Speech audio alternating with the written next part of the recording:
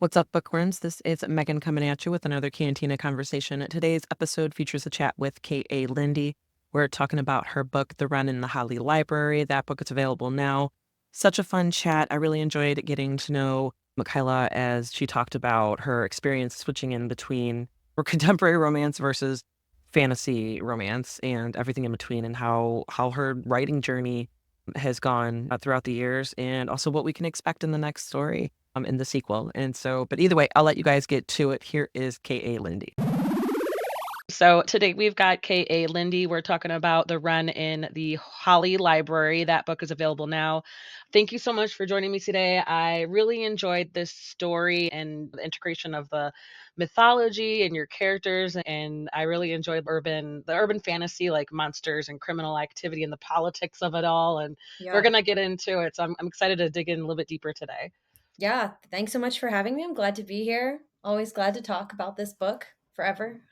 Yeah, I know. It seems I don't know, it came out it seems like forever ago, but I think it was just, like, what, 4 months ago, something like Yeah, that but that the it's been out? world just feels like, where did September go? It just Yeah, gone. A whole month I is know. gone. Yeah, likewise. So to get started, can you, share a summary of the book so that people, if they haven't read it, they can follow along with the conversation? Sure, yeah. So The Wren in the Holly Library is about a thief who lives in a world where monsters and humans have integrated after a war, and they have what's called a monster treaty, and the only thing that you're not supposed to do is you're not supposed to murder people or break into their houses. All those normal things is now set in stone. And so she ends up stealing from the wrong monster. And instead of killing her, he's like, I'm going to offer you a job. And so they set out on this heist to get this magical Celtic artifact and fall in love. Yeah, there's some steamy fun times and Yes. inks and all that stuff that pulls us all along with that suspense and the heist moments and stuff like that. Yeah, I love I sometimes it's not necessarily a slow burn, but it's like a casual pace. It's what's gonna Yeah. happen. It's Yeah. like they don't wait too long to give in to like their attraction. At least it didn't Yes. seem that way for me, from what I There's, remember. there is mutual lust early Yes. on. Yes, absolutely. So can we go into your background a little bit? Because you've got a good amount of works out there. Like I was looking on your website and stuff. I was like, holy crap. Like and maybe what led you to bring Ren into the world. Yeah, so I published my first book in 2012. I had 2 books up on Fiction Press, which is like, fan fiction's sister city. It's also where Sarah J. Maas started. We both started on Fiction Press, and someone read the book and a blogger reviewed it, and it went from a couple hundred people reading it a week to, like, tens of thousands of people reading it, and one of those people told their friend about the book, and they emailed me and were like, "Hey, you need to self-publish this." And I looked them up and I was like, "I guess they hit the New York Times, they must be legit." And so I Yeah. did, and that person was Colleen Hoover. Oh, wow. Yeah. Holy crap. That's Yeah. amazing. So I had already had a friend who had been trying to convince me to self-publish, but I was in my master's program and I was like, I just have to finish before I can do this. So I did, and it took off. I've been a full-time author since then. I do have 50 novels. Wren was like my 50th novel. That's Thank no easy you. feat. Yeah, most of them are in contemporary romance, which is where I Sure, yeah. started. The book that I first wrote and released was called Avoiding Commitment, which I wrote in college, and I released when I had just turned 24, so I feel like a baby then. And but I always had this love of fantasy. Actually, fantasy was my first love, and I had been writing another book at the exact same time called The Affiliate, and we submitted it to publishers, and publishers were basically like, "We don't know what to do with this. There's too much romance, there's too much fantasy. People don't want this." And I was like, okay. So I self published it. And I figured I would stick to what was working for me, which was contemporary romance. And I would also do fantasy on the side because it was what I loved so much. So I did one fantasy book a year. And so I have two other fantasy series, and they all did very well. The publishers were all wrong. But then as romantasy, They often they often are. They're following trends and they can't pivot Exactly. as Yeah. easily as people who are independent or even like small and medium-sized publishers. They can see what's happening and go, "Er," Whereas, like, Yeah. traditional publishers are like, "But we're stuck for the next 3 years with the books we already bought." Yeah. And so as tides started to shift and we saw, like, Sarah J. Maas's Court of Thorns and Roses really take off, and then From Blood and Ash really took off with Jennifer Armentrout, and then, of course, Fourth Wing was huge. I was sold before Fourth Wing, but I could see that the tides were shifting, and so I started shifting. So I wrote Wren in January of 2020, and I sold it in March of 2022, and I was actually really good friends with Rebecca at the time, and I called her and was like, "I have an offer," and she's, "Wait, they're doing fantasy?" And so that's Yeah. why we have she wrote Fourth Wing, so that's why we have it, but she was like, Sure. "Oh, maybe talk to them about that," because Red Tower had Yeah. didn't even exist yet when I sold this book to them, and it Uh-huh. it was the same sort of thing. I was on submission for 9 months, and all the publishers were like, "Too much romance, too much fantasy, we're not sure where this fits," but the editor at Red Tower was like, "Oh, no, I know where this fits right here in my line." Yeah. So Yeah. and you can see that with a lot of the stuff that they're doing, they're really taking the things that people already Yeah. like mine has got that urban fantasy, so Six of Crows, but also, like, the urban fantasy of, like, the heists and, like, shadow hunters, but different, and then the one that just released, like, Abigail Owen's, book is like Percy Jackson and but Yeah. romance, like, but seeing all the things that we really loved growing up and seeing them, like, become more adult and more sophisticated, so it's been a fun journey. Yeah. I've noticed that too, where it's yeah, romanticy is fairly new, but people are loving it. And I found that I'm geared towards it too, because I guess like for a while, just when I do reviews and stuff, I just read whatever opportunities come to me, like whatever genre. But I find myself getting a little more excited with the romanticy stuff because it's with romance, of course, it's like we eat that shit up, right? Candy. Like people love it, readers love it. It's just something that comfort, that fluff, that or even deeper human connection and engaging and getting to know characters and stuff like that. And we But always know I it's gonna feel like end in I a good place. yes. So much of the world is ending in bad places right now, so when you read Yeah, romance, it's like the escape, and no matter what variety you're getting, you know you're probably gonna end up in a happy place despite the stakes being really high. exactly. Yeah, it's just like no matter what the characters are going through, you have a faith that it's going to end well. And yeah, and I find myself like wanting that appreciating that fantasy integration of it just to give it something more. And so yeah, I think I read like some of your notes or your acknowledgments that you had been going back and forth with Rebecca about that. And it's funny that you mentioned like her and Abigail Owen because I interviewed both of them. Well, I interviewed Rebecca like years before, like 4 Yeah. months before Fourth Wing came out before like I did my own thing here. I was doing another thing with like my original where I started. And then yeah, Abigail Owen, I released that interview a few weeks ago. Like I try my best to coordinate with the book releases if I can, if the timing's good. But yeah, that's why I get like, excited to talk to authors and see like someone like you who like and Abigail too, she's pretty prolific. Yeah, She's and so is Rebecca. pumped out a lot. Yeah, Yeah, exactly. I know. And she does the same thing where it's similar where like you were pivoting a little bit between contemporary and fantasy. yeah. So I wanna He like came from the yeah. contemporary world, and now we're both in this fantasy world. It's Oh, nice. that's so fun that you have, like, that little camaraderie and that bond, like, that little partner to help you be like, "Okay, is it It's just helpful. me? Like, how are you handling I this? know. Like, how do I slip this little fantastical item or detail in here? How do I make it more or less contemporary?" And yeah, because I wanna, like, piggyback on that. Like, how is there any did you approach Ren in a similar way that you do, like, for your previous, fantasy books or your releases? Or is it difficult to switch back in between contemporary and like, how do you bounce back in between genres and big lessons learned, stuff like that. It is not difficult to switch back and forth.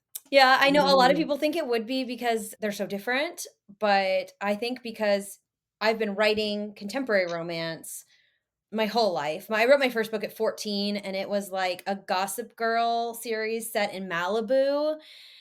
I didn't know anything about anything, and I was just writing it, and so I've always been writing contemporary romance, not even really knowing that's what I was doing, mm, and so I always feel like contemporary romance feels like real life to me, so I'm just writing, obviously, like, a lot of time, a glamorized version of real life. I tend to write rich people and mm, dirty guys who are billionaire bad boys, that's like yeah. the feisty women, put them in their place. Yeah. And then with fantasy, that's almost primarily all I read is fantasy. So it just feels like I'm tapping into what is like already there as my joy. So a lot of that is there. Was there any experiences from your past, like, releases, like, maybe helped you approach it differently? Did you do anything that's different this time around or any Oh, big I see. lessons learned, stuff like that? Yeah. Yes. So this book was actually really different than how I do most of mine because originally this book, when I first wrote it, I have a 3-book series called Blood Type, which is about it's like dystopian vampires in New York City, as if it was like Pretty Woman, but with like blood.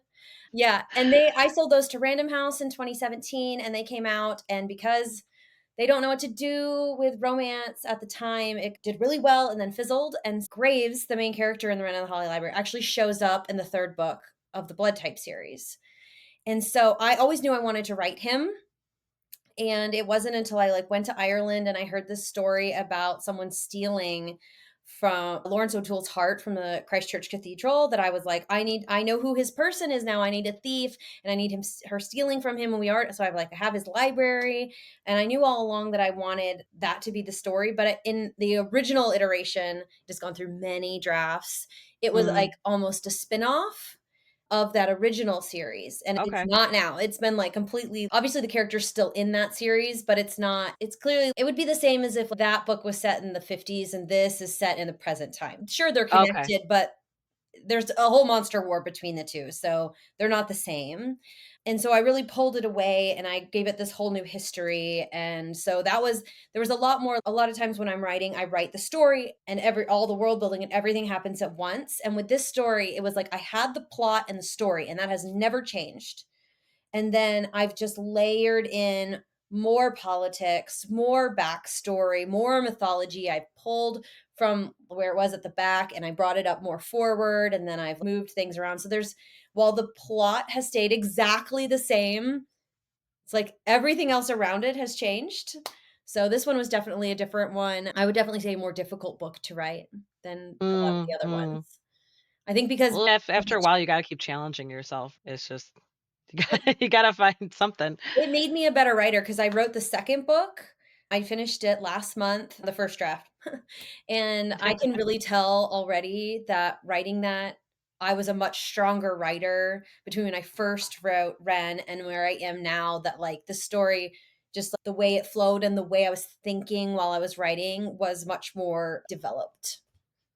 Nice. Yeah, I'm really happy that you found your floor, that you definitely honed those skills in and you strengthened them and it gives you more confidence too and it makes the story better. Like Yeah. as just when you grow as a writer and you're like more confident with the story because you're just no, this is what it's gonna be. I gotta just gotta figure out how to do it. And Yeah, then no, now with it's number two, you're no, I got this. Yeah. well, there's still a lot of it's also like when you're editing, especially a book that's this long, like you always feel like you're holding threads, like you're weaving, but you're with your fingers and you're holding all of them. And if you let one go, like the whole thing falls Mm, apart.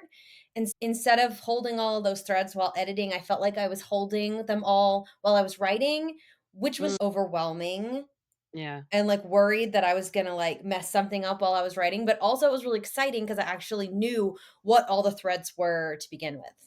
I see what you're saying. Yeah, that's great. That's amazing that you were able to because there's like a lot. Like So much. there's these little yeah, there's these ties and little subplots, but it's like there's with all the lore that you have to weave in there and all the like the clues that you leave in. It's just yeah, then that's great that you were able to figure that out and just get your process down. And I piggybacking off of your Ireland trip and the research that you did, where did you end up, like, going all over the island, all over the country, or did you just hit up some hot spots? Did you go to Ireland for your research, or did you just, like, I happen did upon it? not. I actually was going to Paris, and I was taking my mom because I had a book signing, Mm, and her ancestors are Irish, so we are Irish ancestry, and we had never been. My mom had never mm, been to Europe, so I was gonna take her with me, and so we stopped in Ireland first, and we both, like, totally fell in love with it, and so we were just all over Dublin, and then we went to the cliffs, and we went to, yeah. Galway, and I wasn't there specifically for anything, but when we went to the Christchurch Cathedral, the tour guide was amazing, and this was pre-COVID because it was Mm. 2019 when we went, and so you could When did you actually go then? Because I went in November of 2019 it would have with been my April. parents and my husband. It would've been April. It would have Okay, been okay. Was the April. weather I think the weather's just the same all year round. It's the It same was all kinda year round. It like was rainy yeah. and Yeah. misty and foggy and beautiful. I loved it, Mhm. and you could actually go up and ring the bell in the bell tower, like, they just take took you up. They don't let you do that anymore because I took my husband back after, and we did go around on the island more that time, but, like, we were like, "Oh, can we go up to the bell tower?" They're like, "Oh, we don't do that anymore." And I was like, Yeah. Oh, "No." no. Does your husband feel a little jilted a I know, like a little bit, like and he also, missed. the cliffs you used to literally just be able to walk off the cliffs. You could just Yeah, yeah. walk off them, and now they're, like, all gated off. They put up Oh, giant wow. barriers after COVID because I think people had died. So I think they were like, "We Oh, have the time now, there aren't any tourists," so they put them up. But when I interesting. went, I was like, Oh. "This is so sad, I used to sit right there." I know, yeah, yeah, I know, and, like, because you gotta find, like, the right angle and the right picture, like, the right background and all that. I remember it depends on the time of day, though, because I remember when we went to visit the cliffs, the sun was, like, not in a great spot, so we just it seemed like it was blinding everything that we Yeah, wanted to see, so it's like, "Okay, we'll just do our best here, just make sure we get everything in," but, yeah, I had such half Irish, but then that was, like, one bucket list trip to take my parents to Ireland, and that we did like an escorted tour. So we just paid like for one package, and cool, they set you up in they book your hotel, they book like you're set up with transportation with your amazing. itinerary.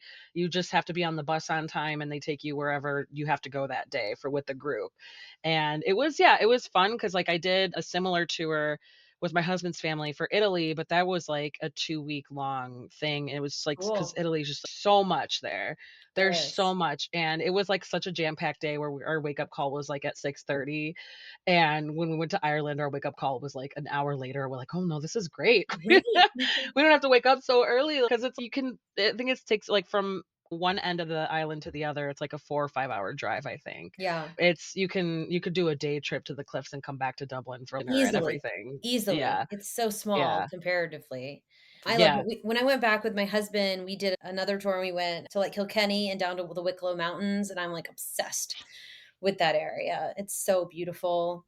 So, I I'm very know. It was inspired by fun that. seeing, like, all like, how the sheep, that's their thing, like, Yes. the Did you do one wool. of the things Yeah, with the the wool. sheepdogs? Oh my god, I wanted to take them home, they were They're so so sweet. amazing. Yeah, I'm a sucker for dogs in general, but same. just, like, gentle giants, they were so, like, huge, but Smart. they have, like, puppy dog faces. It's just, I just wanted them. I was like, "Come, I wanna love you."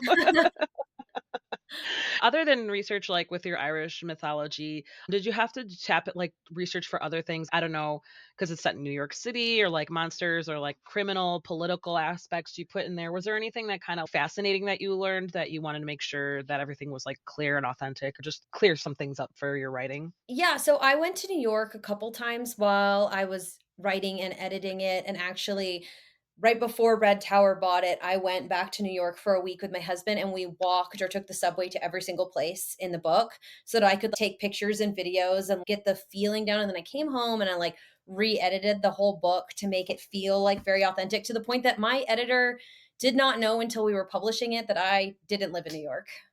Oh, I was like, "No, I'm not." She's like, "I thought you were a local." I'm like, "No, that's so funny. I've just That's been a smart, bunch, and though. I just made it feel." And also I did a lot of research on old New York City that I thought was interesting, which I did for the second book as well. I tried to incorporate more things that, like, history and things that we don't that I didn't know about with New York. Like, the 3rd floor in the book is set up as a monster underground, and that's actually a real place underneath Okay. Grand Central, and it was made mostly it's warehouses, but it's also a railroad that takes out and has taken in and out the president from New York City during times Mm, of conflict, which mm, I was like, mhm. "That's super cool, I wanna incorporate that," and you can actually see at the Waldorf Astoria, there is the door that opens that goes down into the tunnel.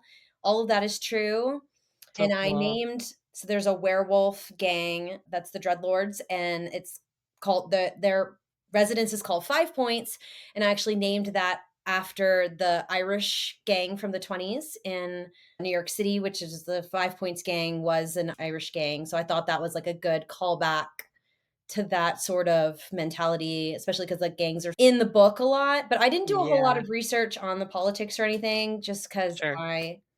have a master's degree in political science, and my husband is a Okay, there you professor go. of political So science. it's just, like, in the back of your brain, It's like, just knowledge that you're there. already familiar with, yeah. It is inspired by World War One. So Okay. there's the Franz Ferdinand in my book is Coraline Lamore. She's a vampire visionary who is killed by a werewolf, and it starts the war, which is Franz Ferdinand. And then there's like a 10-year war, and then it's ended by a treaty, which is the Treaty of Versailles. But in my book, it is the Monster Treaty. And so then it goes Mhm. into the Roaring Twenties from there, which is book two. That's yeah, that is so cool. I think that even with this, like, in a fantasy setting, you can find these influences to, like, because yeah, it's like history, this happened, but finding, like, a way to make it interesting and to, like, to pull from it and to make it realistic. I don't know, I think the more historical fiction or even historical romance I read, I find myself that I really enjoy it, Yeah. just because it's, like, all these different ways to tell stories and things that have based on crazy periods in history where humanity was just like, I don't know, for lack of better words, just being humanity, just doing Yeah. its thing and being crazy and being stupid and getting out of control and all that. And it's just, oh, there's plenty to plenty to work with there. So you approach some like kind of some dark themes. Like there's maybe some potentially content triggering what was it, like kidnapping or like a found family abandonment, like prostitution, war, murder, all that stuff. So like how did you navigate the headspace or like how did you get in the zone and approach the dark subject matters within the bigger picture? None of that bothers me. Okay. You're just My blood type series is unapologetic. all the entire thing is about prostitution. Like in the blood type series, they're all just blood donors, and they're can either be assigned to a certain vampire, which is what happens to the heroine. She's assigned to this billionaire for him to drink out of, or they can be like horse basically, and they're Mm, blood whores, and mm. they're just whoever needs them, they can pay them, and they'll drink their blood. So writing like a vampire whorehouse that has sex trafficking really wasn't like that far fetched from where that original story had already gone. So the darker themes are You already dipped your sort of toe fun in to it. write, Mm. honestly. It's like true, right? It's just real. Yeah. It's like things that we see, and it's if you're thinking about that there was a war, millions of people died, and now they're trying to claw their way back to a regular reality. What happens to those people during that war? What have they endured? What trauma have they had? What would they do to stay alive? And you see a lot of the darker themes are really just survival. And so if you think about what survival looks like, it's going to look different for every person. And some people get lucky, like her best friend Jen. Her mom owns a brothel, but she lived in the attic. She's never did any sex work, and she saves the heroine from this thieving guild that she was in and brings her into that, and she's never had safety before. Her entire life she's been abandoned. And so it's what does safety look for someone who's always been abandoned? And there's always those like it looks different for every person, and how you close yourself off or open yourself up based on your own trauma. Yeah, and it also helps explain some of her character, like her outlook on other people. Like she didn't like she wasn't judgmental about how these people had to survive. Oh, they're like they just sell their bodies. She wasn't like she was like, "Oh, it's just business. It's just like how they feed Yeah. themselves. Like how it's just how what they can do." Everyone's gotta do what they And with gotta the do. She's a thief, so that's how I yeah. make my just whatever. The only people she really hates are the Yeah. billionaires anyway, so she really Yeah. hates people with Yeah. money. Yeah. As we all should. No, I'm just Yeah, kidding. eat the Partially, rich. just a little bit. Yeah. I know. Yeah, and that's what makes it fun about yeah, just really speaking to her character and speaking to the world, like even just getting into the psyche of the characters and getting into the psyche of the population that's yeah, like after like post-war and what it would take. What would you do? What would you find yourself doing just to feed your family or feed yourself, just to Yeah, survive? It's so crazy. I'm just like, I don't really have any survival skills, so I'm just like glad that I was 'cause I see those memes as though like if I step foot in my favorite fantasy novel, I wouldn't survive I a would be week. I'm dead. like, yeah, Yeah. I'd probably just try to find Kirsten and her crew, but like, can you teach me some Can you things? Like, teach can me? you? But also that's why food is so important in the book. There's several different scenes where they are sitting down to eat, and she's just, "I can't believe this food is here and exists." And I think about that a lot with the Hunger Games. There's always these scenes of these feasts and banquets, and these kids are looking at it going, what is wrong with these people? This could feed Yeah. everyone. And it's like how you look at food changes based on your circumstances, Yeah, especially with it was grocery so prices being insane right now. I know, and I remember, like, reading that as I think, yeah, when it first came out, and it was just like I think that's one of the I think I was, like, yeah, in, I don't know, I think I was, like, 22 or something when it first came out. I forget. I just remember, like, I was in college and I finished Yeah. the trilogy in a week or, like, 10 days or something like that because I was just, like, sucked in, I and read I it in a think that was, like, weekend. one of the Yeah. Seriously, it just sucks you in, and it was just written so well, and it was like it was almost like a game changer, and it just even as, like, dark as and harsh as that world was, it still was so many people, and I think, yeah, that's one of the first times it clicked for me growing up in the world, and it clicked for me, oh, yeah, like, there's concentration, and it's totally unequal, and it's totally not distributed fairly, Yeah. and it's yeah, the perspective, it's the one of those things that stand out, it's all they purposely vomit so they can eat more, and Yeah, I it's like, always think Jesus about Christ. that scene.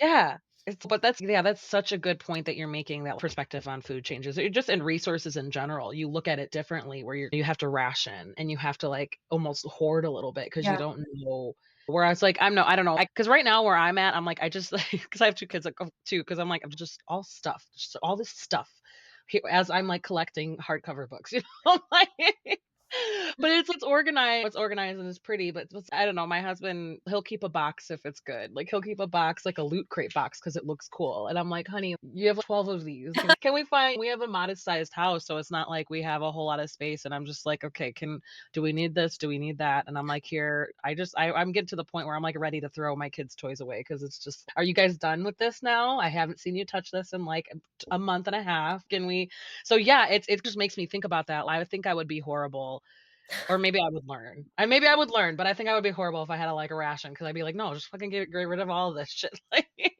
but you never know. You never know if you might need a box or a I month. think what ends up happening, if you think about, like, depression era, is that they didn't have anything, so then once they got things, they're like, "I can't ever get rid of this because I might need it." Yeah.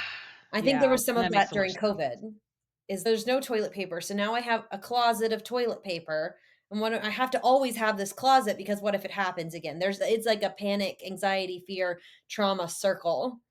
Yeah, yeah, I was, like, talk to authors about this too because they a lot of them are like, "Oh, it was my COVID book. It was my quarantine book." And it was just so crazy how it was such, like, a global thing. Yeah, It was just, like, a collective the whole world was dealing with it, and how crazy it was to watch, like, countries it hit certain countries before it hit us. yeah. Okay, I'm gonna throw this at you. What were the most challenging parts to write? What were the most enjoyable parts to write? All of the action scenes are definitely the most enjoyable. I love to write people fighting physically or emotionally. I like the good banter and the good arguments. But I think the most challenging scenes, it's hard. It's usually like a transitional scenes are hard because you have to make they're the ones that make everything flow in between, but you don't know sometimes you give too much information and sometimes you don't give enough information, and so there's a lot of usually when I'm in edits, the scenes that need the most work are how to give out that information, like, piecemeal without being overwhelming, and so you end up having to read the book a lot to make sure it doesn't feel like too much in the beginning or too little in the beginning. Yeah. Yeah, I could see that. Yeah, because you want it's just always challenging, I feel like, for authors to just pace it well, 'cause you We gotta know catch them and you gotta everything, keep that's the them. problem. Yeah, Everything is in yeah. my head, like, way more is in my head than is in the book, and so then I had to, like you No, have to geez, take it hold all on. and, like, figure out when to Let's dole it wait out, here. and it's enough. So, there's just so much, like, and all of it's in my head, Mhm. and so it's more in my head than it was on the page, and so a lot of times you want to put everything down, but really what the person needs to understand where it's going without either guessing the end or guessing all of the end is less than what I know. There's some of those bits that are difficult. Yeah, I know, I was like, those are, like, little plot twists that maybe not so little, but they were just, like, snuck up on you. At least for me, I tell people this all the time, I think I'm the the type of reader who doesn't always catch on right away, but I think I'm okay with that. I'm Yeah, okay with that. That's my reading experience because it's just, oh, like, just means you're enjoying 'cause then it. I'll be like, yeah, I was like, "Oh, shit." It just hits me a little bit harder, whereas it was like as my husband, he's like the opposite where when we watch our shows, like, we have our shows that we keep up with, like, we have a ritual, and he'll be like he can, like, call things like, "Oh, it was the sister. See, what did I tell you? Like, That's she me. did this or he did." And I'm just like, go to a focus group, go in the writer's room and just tell them if it's too predictable. I don't know, It's so like, funny. you need to I know, and I'm like, "How do you do that?" And then it makes me be like, "Oh, wait, why didn't I see that coming?" But then I'm like, "No, I'm just gonna accept that this is my consumption, It's good. experience." It's better that way. It's okay. Yeah, absolutely. I know, and he is not much of a reader, and so I like it's funny because right now I'm trying to get him I had him read Fourth Wing because he's obsessed with dragons, like, he was obsessed with the Aragon series, and I actually read that series because he was obsessed with it years ago, and so I had him I was like, I'm telling you, you gotta read Fourth Wing, read Iron Flame, 3rd one comes out, blah, blah, blah." And he finished the first book in 24 hours. It was hilarious. I was like, "I told you." So now I'm like, "Okay, you're gonna trust me with my book recommendations now, right?" Awesome. And so I had him start with Throne of Glass, and I had him start Assassin's Blade, I think, because I know there's so much controversy about the reading order, and I Assassin's read Blade is Assassin's first. yeah, I read it 3rd when I read it around, because I wasn't sure. I was, like, looking online and seeing what people recommended. There's so much, like, split opinions about it, They're but I know the wrong type of reader yeah. forever. And I remember yeah, I know, it was really funny because I think I know the type of reader that my husband is or he likes. Because 'cause I'm like I've tried to explain it, it's okay. If you start with this one, you're gonna get details or information about events that happened before. If you continue reading the series, but then go back to the prequels, like, you're gonna get spoiled if you don't start with this one. So I'm like I was, like, feeling what I know about him as a reader and what he likes to how he likes to follow the story. But he's been reading Assassin's Blade. He's finally on the final book, the final story, and I'm like, I'm You just know, waiting for I know I'm waiting for him to get to that point where he's just like, "Oh my god, I wanna savor that moment where like, yes, suffer with me." oh no. I'm like, "It's because there's no dragons." That's the only thing I could use to explain it. There are dragons eventually. I know, that's what I was like that's the whole argument for it. It's you gotta get through a few books before it really starts getting good, and I that's, like, like them not from the very beginning, appealing. though. I know I people always do say that, and too. I'm like, It's yeah, I know, well, my friend it was really funny because my friend, she was, like, all about I just got into reading, like, into the Mossverse earlier this year. And so I was like, "Okay, I'm ready. Like, where do I start?" Because I feel like I see so much of it online where I feel like I'm missing out. So I was like, "No, I'm gonna get on this. I'm gonna get on this fandom. I'm gonna get in on it, all the inside jokes and stuff." And so I was asking her, I was like, "Okay, where should I start?" She's "Start with Her to Glass." I was like, "Really?" Because she is more heavy on the romance. I was like, "I'm surprised you're not telling me to start with ACOTAR." And she's just like, "This is "No, better." start with Her to Glass." Like she said, "Start with Her to Glass." And so I did, and then I also finished ACOTAR, and so I'm all caught up except for I haven't started Crescent City yet. I think I'm gonna wait until I have more time on my hands because I'm otherwise I know I'm gonna get sucked in. Yeah, I know, or I know it's I wanna pay attention, and I tell people this too, like, I spoiled myself with character art, and so I feel like some of that was, like, that initial excitement or the initial shock, some of that, like, the plot points, not, like, major plot points, but, like, just little ones, like who ends up with who. mm, And so it affects me while I'm reading. I'm not invested in this relationship because I know it's not endgame. It's things like that where it's okay. I'm yeah, like, I'm waiting for Tamlin to be a bitch. Like I'm waiting for it. He doesn't seem so bad yet. yeah, And now I just feel sorry for him. I'm not like I don't hate him. I just feel sorry for him. Like I'm now I'm with everyone. I'm like I'm waiting for the next installment. I'm like I didn't because when I started I didn't know it wasn't finished. I was like, damn it. yeah, So, like, I joined everyone else, like, when you start a series and you don't realize it's not finished yet, like, I do that way too much. sure. It's hard. Yeah, so I don't know, I'm just waiting for him to finish that book and just driving me nuts. So, we didn't talk about we didn't get into the characters too deeply, but what advice do you have for Kierce? What advice do you have for Graves? Advice? Man, I don't know. That's a hard one. They're both so similar in that they're so closed off. So probably something about letting yourself be vulnerable, which neither of them ever like to be ever. So, Yeah. yeah.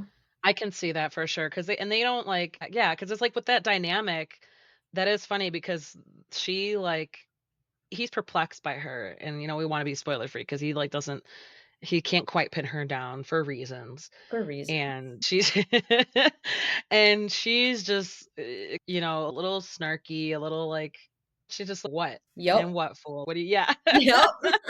Like, she, like, literally, for lack of better words, she's like, "I'm from the streets, like, punk, come on." She's like, "I hate people with money. You're gonna have to do better than that." Yeah, she's just upset that she was caught, like, she now she's in this situation, but now she's invested, and as a reader, I was getting invested with her, and then, ooh, like, now you guys gotta fake it, now you guys gotta fake being together and act We slowly love a but fake surely, act scene. all that stuff that you integrated in it, and especially with her friends too, and it's ooh, yeah, like, towards the end, you tied so much in where it was just like, "Oh, shit, gonna build on it, you're gonna build on it, I'm sure." But yeah, speaking of what are your plans? What can readers expect in the second one that you're allowed to talk about? They don't just stay in New York City, so you will get to see what happened in the rest of the world when Monsters came out. Has the first book is basically, except for one scene in Chicago, is entirely set in New York. So this one, you get to see some parts of the other world and what's going on there, like what she did after the result of the first book. Yeah, and Yeah. there's another heist. Gotta be a Nice. heist because she's stealing things and they're going after things. It's should be set up it's set up at the end of the first book, like, what they're going after and Yeah. that sort of thing, so it's pretty Yeah. exciting. I know. It was really cool that you tied that all together and people were revealed and their background, their history was revealed and Yeah, oh, this goes deep. This goes deeper than yeah, this goes way back goes way than back. anything. Yeah. Yeah, and there's new characters, but also you learn so much more about the characters who were already there. Because, like, in the first book, it's very fish out of water because she's just getting into this magical world that she didn't even know existed. So she's like known about monsters in New York and stuff, but there was not supposed to be magic at all. It was monsters, not magic, because they're like motto. And it turns out that's not true. And so she's learning the whole way what's going on in this world. And so in the second book, she's already in the world.